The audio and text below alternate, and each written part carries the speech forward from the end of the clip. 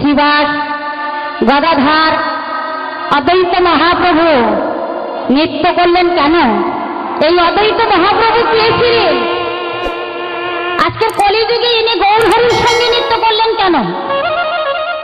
এই অদ্বৈত মহাপ্রভু দাপর যুগে ছিলেন ভোলানাথ, যিনি শিবজি ছিলেন। ভোলানাথ সত্যই ছিলেন, ত্রেতায় ছিলেন, তারপরে শিব হয়েছিলেন। কিন্তু কলিযুগে উনি আর ভোলানাথ হলেন না। কেন না, এই ভোলানাথ যখন দাপর যুগে আমার ভগবান লীলা করেছিলেন রাসলীলা, সেই লীলা দর্শন করতে গিয়েছিলেন আমার মহাদেব। আর সেই রাসমঞ্চের দাঁড়িয়ে ছিলেন আমার যোগমায়া দেবী পার্বতী। একদিন মা পার্বতী আমার কি করলেন, ঠিক রাত 12টা বাজলে মা আমার চলে যায় রাসমঞ্চে। আর রাসমঞ্চের দাঁড়ি হয়, কিন্তু ভোলানাথ কোনোদিন জানতে পারে না। একদিন ভোলানাথ বলছে, নন্দীর লিঙ্গিকে ডাক দিয়ে বলছে, এই নন্দী কি হয়েছে বাবা? আরে তোর মা কোথায় যায় একবার বলতে পারিস? তা জানি না বাবা। ঠিক রাত 12টা বাজলে তোর মা আর ঘরে থাকে না। শোন, আজকে তোর মা কোথায় যায় আজকে এটাই আমি পরীক্ষা করব, আমি দেখব। যখন তোর মা আমাকে সেবা দিতে বলবে না, আর তোর মায়ের শাড়ির অঞ্চলে গিয়ে একটু সিদ্ধি বেজে দিবি, ওই সিদ্ধির গন্ধে গন্ধে আমি তোর মা কোথায় যায় আমি ধরবো। এই মনে মনে চিন্তা করি। সেদিন ভোলানাথ মাগো সকাল সকাল ঘরে ফিরে এসেছে। বাবা তো শ্মশানে মশানে ঘুরে বেড়ায়, সময় তো নাই তার। এবার সকাল সকাল ঘরে ফিরে এসে বলছে, পার্বতী কি হয়েছে? আজকের আমার খুব ঘুম পেয়েছে, তুমি তাড়াতাড়ি করে আমাকে কিছু সেবা দাও আর আমার শয়নসজ্জা রচিত করে দাও। পার্বতী বলছে, প্রভু এত সন্ধ্যাবেলা তুমি ফিরে এসেছো, তোমার কি শরীরটা খারাপ হয়েছে নাকি? বলছে, হ্যাঁ পার্বতী, আজ আমার শরীরটা ঠিক নাই, তুমি তাড়াতাড়ি করে আমার শয়নসজ্জা রচিত করে দাও আর আমার সেবার ব্যবস্থা করো। পার্বতী মনে মনে চিন্তা করলেন, সত্যি মনে হয় মহেশ্বরের শরীরটা আজকের খারাপ করেছে। তা পার্বতী আমার মা পার্বতী ভোলানাথকে সেবা দিতে বসেছে। আর ভোলানাথকে যখন সেবা দিতে বসেছে, এদিকে নন্দী আর ভিলিঙ্গি গিয়ে কি করেছেন, মায়ের শাড়িতে অঞ্চলে গিয়ে পিছন দিকটা একটু সিদ্ধি বেঁধে দিয়েছে। আর ভোলানাথ সেবা করার পরে বলছে, তুমি তাড়াতাড়ি করে আমার শয়নসজ্জাটা রচিত করে দাও, আমার খুব ঘুম পেয়েছে।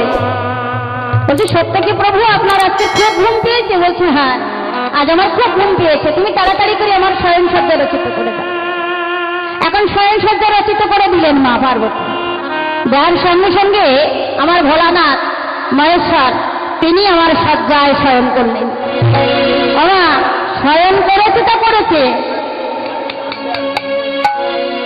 শয়ন করেছে তো করেছে মাগো।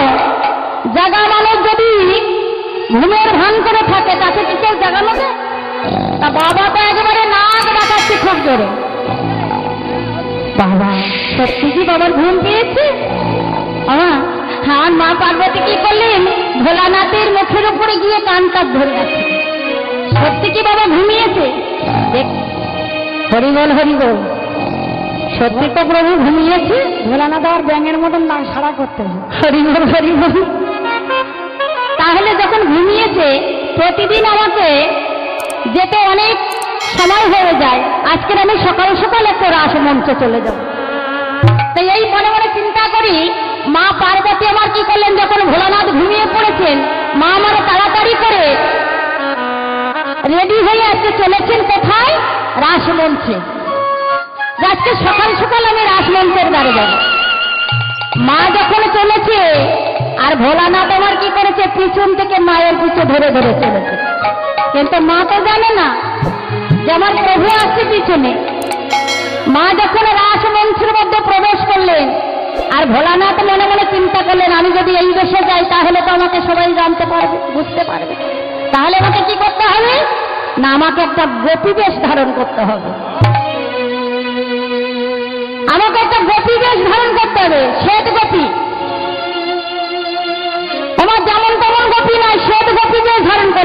ভোলানাথ। তা শ্বেত গোপী বেশ ধারণ করি ঘোমটা দিয়ে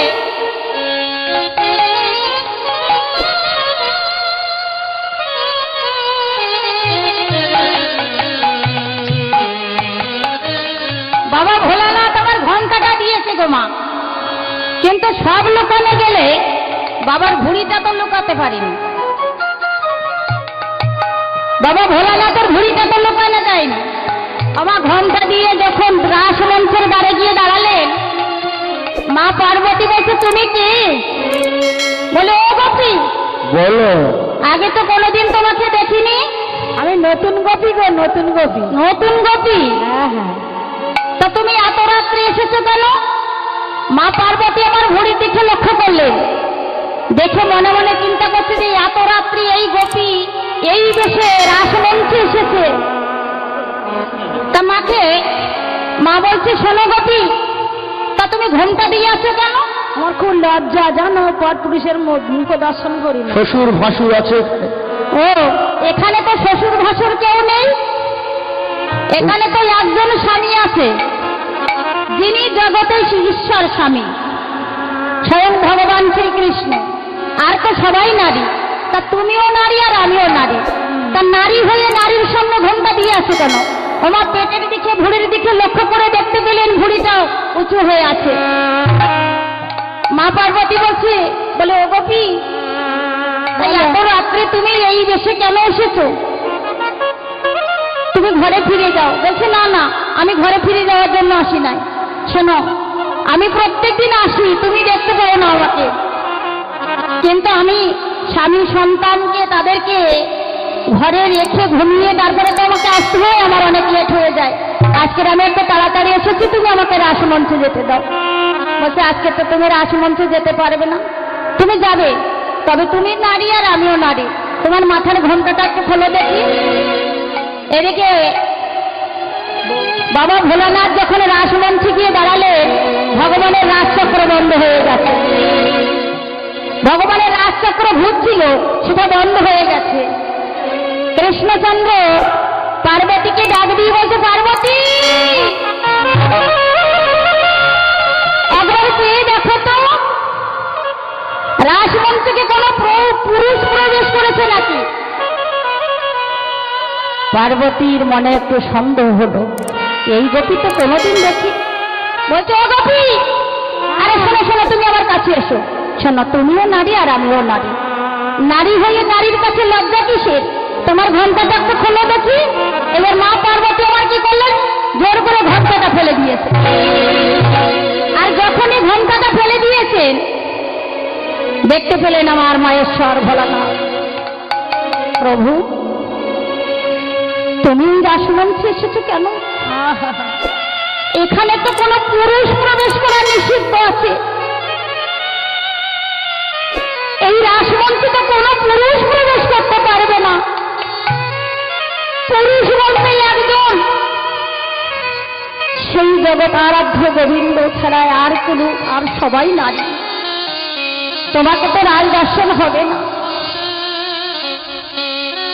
এইবারে ভোলানাথ আমারে কেঁদে কেঁদে বলেছিল, পার্বতী গো, ও গো পার্বতী গো, তুমি এমনি ভাবিনি তুই নে তুই, এমনি ভাবেনি তুই নে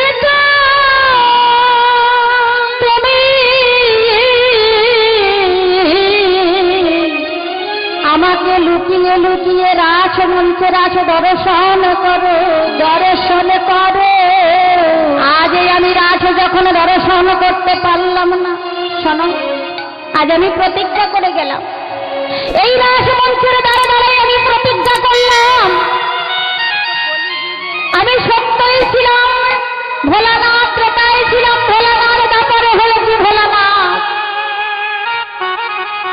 এই রাস যখন আমি দর্শন করতে পারলাম না, এই রাসমঞ্চে দ্বারাই আমি তোমাদেরকে বলে গেলাম, প্রতিজ্ঞা করে গেলাম, যে রাস গোপন ছিল, যে রাস কেউ দর্শন করতে পারিনি, সেই রাস আমি আগত কলিযুগে প্রতিদিনের দ্বারে দ্বারে, গ্রামে গ্রামে, ঘরে ঘরে, গুঞ্জে গুঞ্জে, কুঞ্জে কুঞ্জে এই রাস ভক্তকে দর্শন করাবো। হরি হরি বল।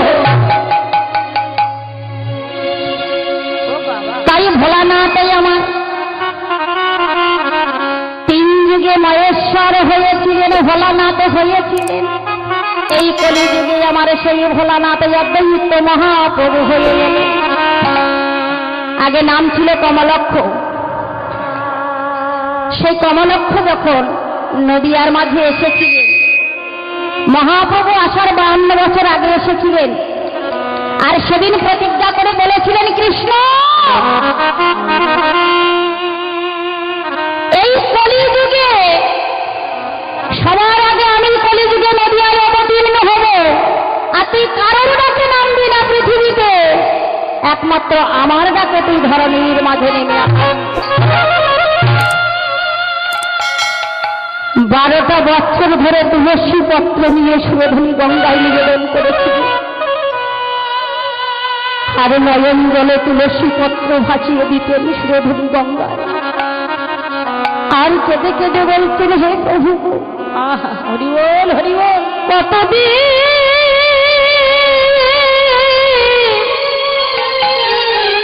কতদিন পরে তোমার কৃপা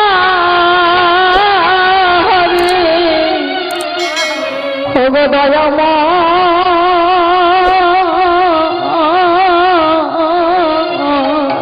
ওগো ভাগত বাঞ্ছা,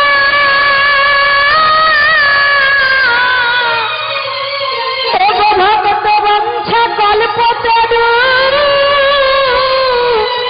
একবার দয়া করে এসো প্রভু এই ধরা ধামে,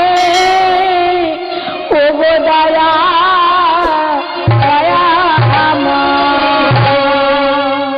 দয়া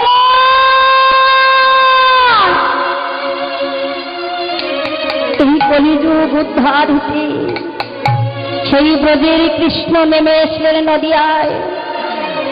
যিনি ব্রজে ছিলেন তিনি নদী এলেন, নদিয়ায় নেমে এসে আমার অদ্বৈত মহাপ্রভু ডাকে আমার গৌর হরি নেমে আসলেন ধরণীর মাঝে। আজকের আমার মহাপ্রভু সেই পুরাণের ভাব, সেই বৃন্দাবনের ভাবে ভাবিত হয়ে আমার মহাপ্রভু কি করিলেন, ভক্তবৃন্দকে সঙ্গে নিয়ে আজকে সুরধনীর তীরে গিয়ে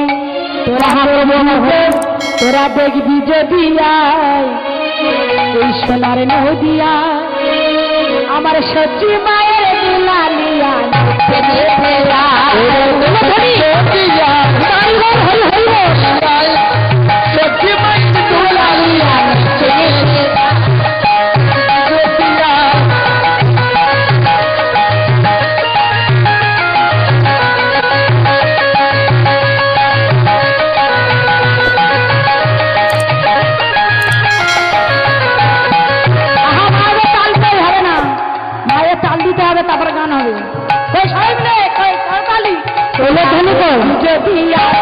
ওই সোনার নদিয়া সত্যি মায়ের দোলালিয়া নেচে নেচে যায় ধনিয়া।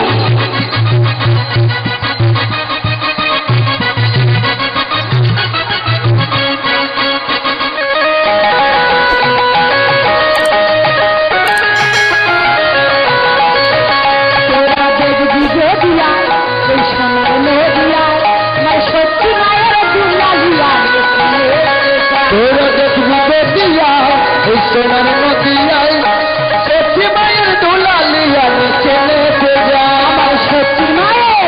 আমার সত্যি মায়ের দোলালিয়া নেচে নেচে যায়, হেমদণ্ড বাহু তুলে জগত। আমার সত্যি মায়ের দোলালিয়া নেচে নেচে যায়, হেমদণ্ড বাহু তুলে নেচে নেচে যায়। সত্যি মায়ের দোলালিয়া নেচে নেচে যায়, হেমদণ্ড বাহু তুলে জগত। তোরা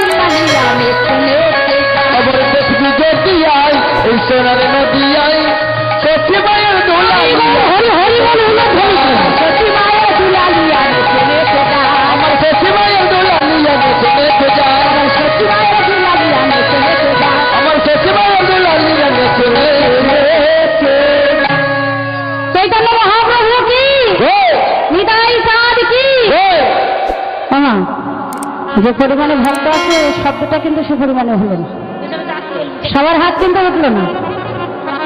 আচ্ছা বলুন তো মা, হাত তুললে কি হয়? হাত কেন তুলবো? হাত তুললে কি হয়? আর হরি বল বললে কি হয়? হর আর হরি দুটো মাত্র অক্ষর আছে।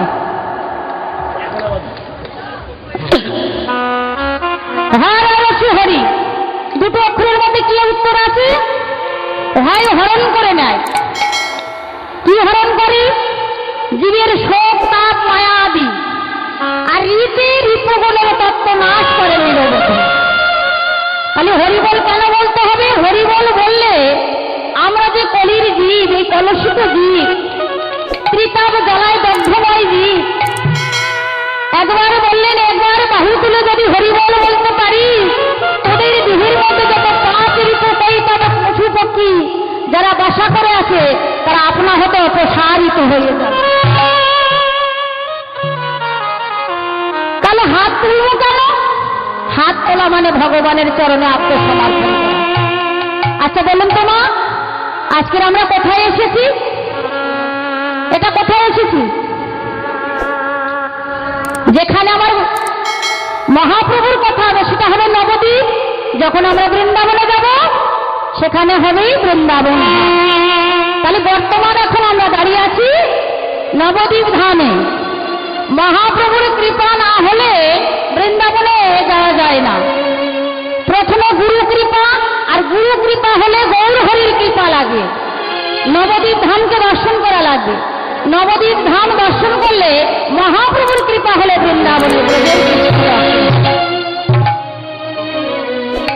তাহলে আজকে আমরা নবদ্বীপ ধামে এসেছি। কার সঙ্গ করতে এসেছি? আমার কার সঙ্গ করতে এসেছেন আপনারা? বলুন, কার সঙ্গ করতে এসেছেন? আর মায়েরা কথা বলছে না, কিছু বলুন না, ভুল হলে তো সংশোধন হয়ে যাবে। আমরা মহাপ্রভুর সঙ্গ করতে এসেছি, মহাপ্রভুর সঙ্গ করতে এসেছি। মহাপ্রভু আমাদের কাছে কি? প্রভু। আর আমরা প্রভুর কাছে নিত্য কৃষ্ণ দাস, নিতাই গৌর প্রেমানন্দ, হরি হরি বল, হরি বল, হরি বল। তাহলে আমার মহাপ্রভু যখন নদিয়ায় এসেছিলেন কলির জীবকে হরিনাম দিয়ে উদ্ধার করিবার জন্য, সেই গোলকের সম্পদ হরিনাম নিয়ে এসেছিলেন এই কলিযুগের মাটিতে। কত কেঁদে সেটা হরিনাম বিতরণ করেছিলেন। আর বলেছিলেন যদি যে কেহ এই কলিযুগে দুটি বাহু তুলে যদি হরিবল বলতে পারে, তবে আমি তার সব কিছু হরণ করে নিয়ে আমি তার বৈকুণ্ঠ ধামে নিয়ে চলে যাই। হৃদয় গৌর প্রেমানন্দ, হরি হরি বল। এসেছে ব্রজের বাতা, এসেছে ব্রজের বাতা, কালে সাথা দেখবি আমাদের সোনার নদিয়া, আমাদের সোনার নদিয়া। এসেছে ব্রজের বাতা, এসেছে ব্রজের বাতা, কালে সাথা দেখবি আমাদের সোনার নদিয়া। এসেছে ব্রজের বাতা, এসেছে ব্রজের বাতা, কালে সাথা দেখবি আমাদের সোনার নদিয়া।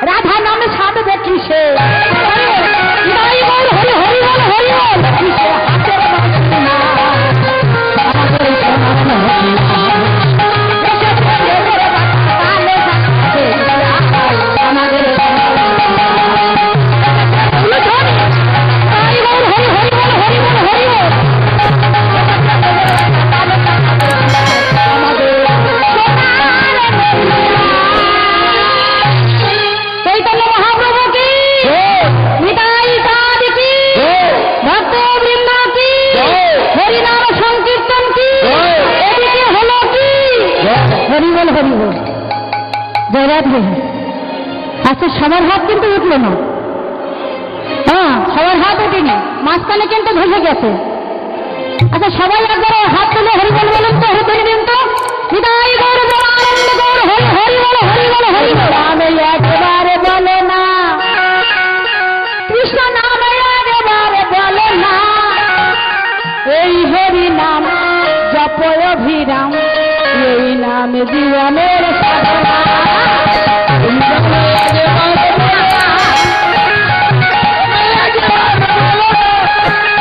এই হরি নাম জপ অভিরাম, হরি নাম জীবনের সাধনা। হরি নাম একবারে বলো না, কৃষ্ণ নাম একবারে বলো না, এই হরি নাম জপ অভিরাম, এই নাম জীবনের সাধনা,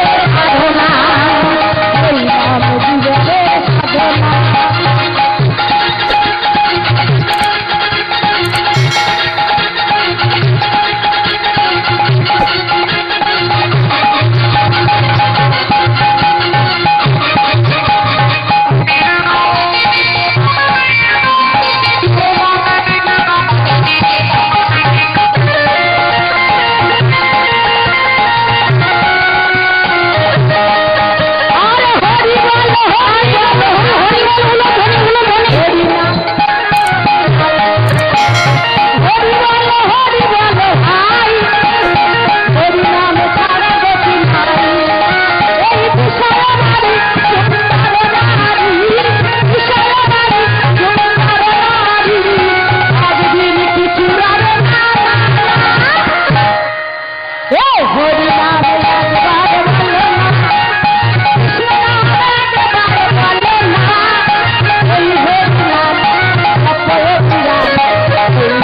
জীবনের সাধনা।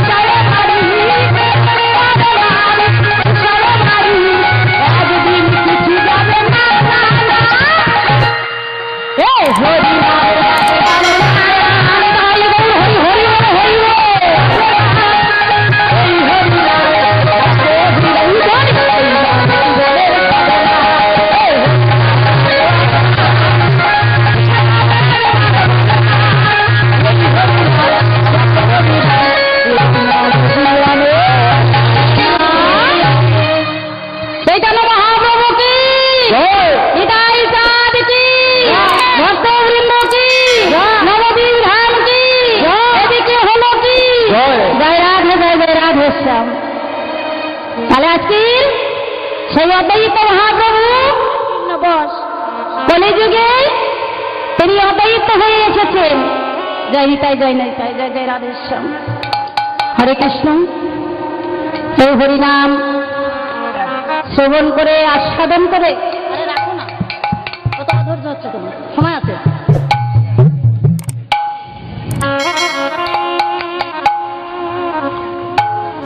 আস্বাদন করে এই নামের মধ্যে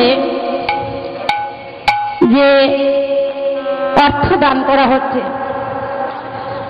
আমার দুজন মা যে অর্থ দান করেছে 100 টাকা, আর এই মা দান করেছে 10 টাকা। মা আজকের এই দান কিন্তু আমার দান নয়, এই বৃন্দাবনে যে দান করা হয় সে দান আমার ভগবানের ব্যাংকে জমা হয়ে যায়। এখানে যদি কেউ 10 টাকা দান করা হয়, ওই 10 টাকাটা 10 গুণ হয়ে তার ভগবানের ব্যাংকে জমা হয়ে যায়। তাই আমি ভগবানের কাছে প্রার্থনা করি, যে ভক্তরা যে কামনা বাসনা করে এই বৃন্দাবনে দান করছে তাদের দাম যেন পুষ্প স্বরূপ হয়ে আমার গোবিন্দের চরণে লাগে, আমার রাধারানীর সেবায় লাগে। আর এই ভক্তকে শেষের দিনে এই করি দিয়ে তার যেন বৈতরণী নদী পার করে দেয়। জয় জয় জয় গৌর সীতারাম পরমানন্দ গৌর হরি হরি বল হরি বল। তাহলে আজকে অদ্বৈত নিত্যানন্দ গদাধর শিবাস আদি সবাই হলো করতালের মধ্যে নৃত্য করলেন। আর এই যে খোল, আমা এই যে খোল, এটাকে কি বলা হলো? শ্রী খোল। এই পৃথিবীতে অনেক বাদ্যযন্ত্র তৈরি হয়েছে, কিন্তু কোন যন্ত্রের আগে শ্রী নামটা নাই। এটা হলো মহাপ্রভু। এই যে মাটির মৃদঙ্গ, মাটি দিয়ে এই মৃদঙ্গটা তৈরি হয়েছে, শ্রীখোল যাকে বলা হয় শ্রীখোল। আজকে সেই মৃদঙ্গ, সেই মাটির মৃদঙ্গ বাজে কি বলছে? বলে বাজে খোলে বাজে খোল, খোলে বাজে খোল, বাজে খোলে বাজে খোল, বাজে খোল, খোলে বাজে বলে এবার বাজে খোলে বাজে খোল, বাজে খোলে বাজে খোল, বাজে খোলে বাজে খোল, বাজে খোল বাজে খোল, বাজে খোল বাজে খোল, বাজে খোল, খোল বাজে বলে এবার হরি বল হরি বল, হরি বল হরি বল। আমা খোল বাজে কি বললেন? বাজে খোল বাজে খোল, বাজে খোল। কি বললেন? বাজে খোল বাজে খোল, দুটো অর্থ। একটা বললেন বাজে খোল, আরেকটা বললেন বাজে খোল। তাহলে এখানে বাজে খোলটা কাদেরকে বললেন? আমা এই মৃদঙ্গ নয়, এই মৃদঙ্গ তো বেজে হরি বল বলে। তাহলে আজকে মহাপ্রভু আমার কোন খোলের কথা বললেন? আমার দেহটা হলো একটা খোল, এই মানব দেহটা হলেন একটা খোল। সেই মাটির মৃদঙ্গ বেজে যদি হরি বল বলে, আর আমাদের দেহ খোলটা কেন হরি বল বলতে পারে না? এই দেহ খোলটা কেন হরি বল বলতে পারে না? তাই বাজে খোল কাদেরকে বললেন আর বাজে খোল কাদেরকে বললেন? যারা আজ পর্যন্ত দীক্ষা মন্ত্র গ্রহণ করেননি, যাদের এখনো পর্যন্ত গুরু দীক্ষা হয়নি, তাদের দেহটা হলো বাজে। তারা হরিনাম শ্রবণ করে তাদের হৃদয়টা কাঁদে না, তাদের হৃদয়টা সিদ্ধ হয় না, তাদের দেহটা রোমাঞ্চিত হয় না। আর যাদেরকে গুরু কৃপা হয়েছে, তাদের দেহ খোলটা সবসময় হরি বল, হাত তুলে একবার হরি বল হরি বল হরি বল হরি বল। তাই সেই খোল বেজে বললেন বাজে খোলে বাজে খোল, খোলে বাজে খোল, বেজে বলে এবার হরি বল হরি বল, বেজে বলে হরি বল হরি বল, বেজে বলে এবার হরি বল হরি বল, খোল করতাল। আর করতাল বেজে কি বললেন? বলে করতাল করতাল করতাল করতাল। না, কোন করতালের কথা বললেন? প্রত্যেকের কাছে কিন্তু খোল আছে, করতাল আছে, আছে না মা? কোন করতাল? এখানে আছে মাটির মৃদঙ্গ আর করতাল, আর আমাদের কাছে এই দেহ খোল আছে আর এই দুটো করতাল আছে। তাই আমার মহাপ্রভু বসে বসে বললেন শুধু নাম শুনলে হবে না, বলে বসে বসে করতাল, বসে বসে করতাল, বসে করতাল করতাল, বসে বসে করতাল করতাল করতাল, বসে বসে করতালি দিলে কি হয়? এই জাগতিক জগতে বৃক্ষে যদি এক ঝাঁক পাখি বসে থাকে, আমার গাছের তলায় গিয়ে একবার করতালি দেবেন তো, দেখবেন তো ওই বৃক্ষে পাখি থাকে কিনা? থাকবে? থাকবে না। কেন? করতালির আওয়াজ শুনলেই ওই বৃক্ষে পাখি উড়ে পালাবে। তবে আমাদের দেহের মধ্যে এক ঝাঁক পাখি আছে, তারা কোন পাখি জানেন মা? তারা হলো পাপরিক কৈকাদ পশু পক্ষী। এদেরকে দুর্ভীত করতে গেলে কি করতে হবে? একবারে হরিনামে বসে বসে করতালি দিতে হবে। তাই মহাপ্রভু আমার যখন নদীয়ায় এসেছিলেন, মহা